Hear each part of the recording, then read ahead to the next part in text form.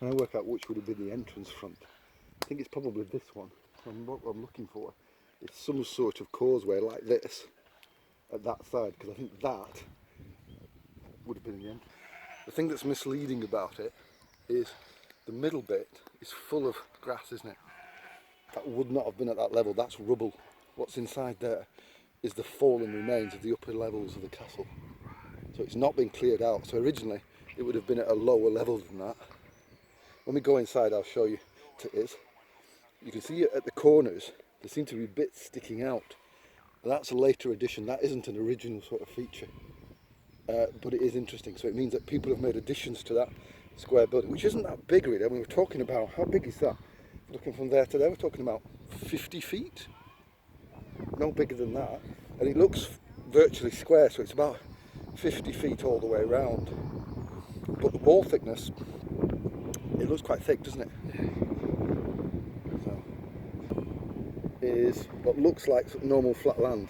There would have been extra buildings around here, and there is what's likely to be the main entrance. Yeah. So we've got another causeway there, because that would have brought people in. And the slight rise there suggests that there's the stone buildings underneath that. In an old engraving of this building, which I've seen, you see the tower 2 stories high, but where that is, there's a gatehouse.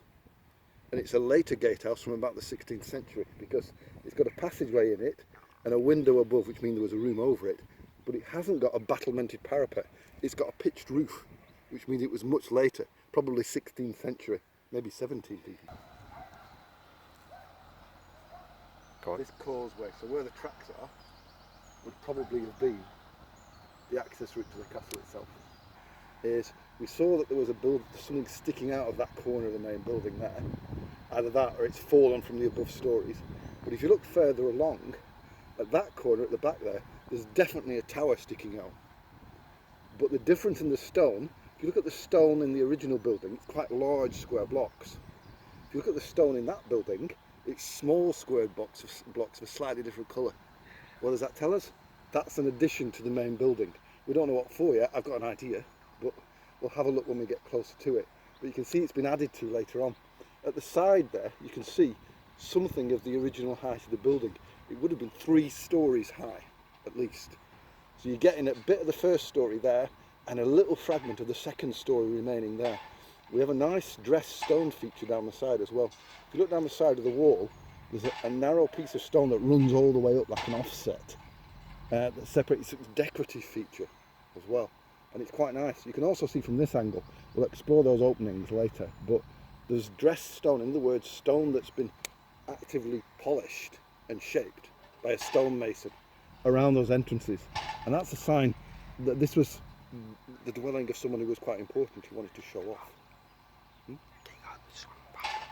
Sorry? King Arthur's father. King Arthur's father. No, this was built hundreds of years later. Oh.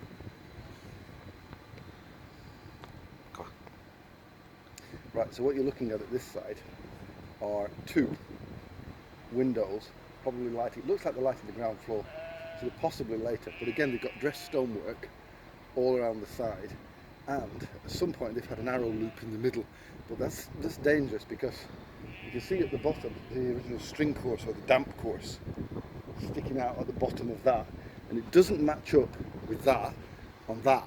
It's higher. Which means that is later than this part of the building.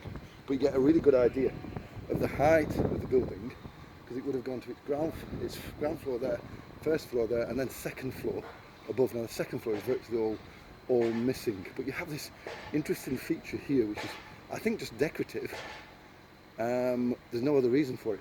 There would have been, I think, something similar to that there, because if you can see, the stonework changes on that corner, and there's a lot of mound here, which means rubble has fallen down at some point, and there's a big chunk of it on the corner here.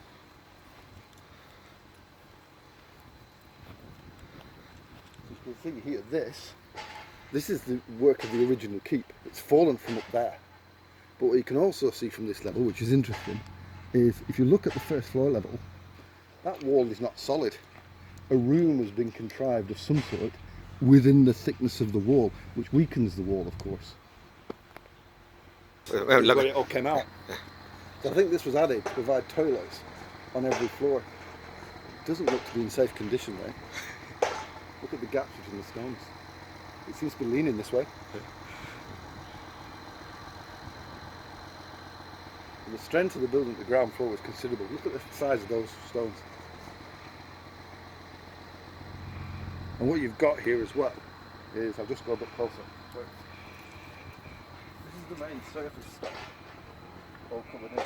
This is the core. So it's made up of a core of mortar and small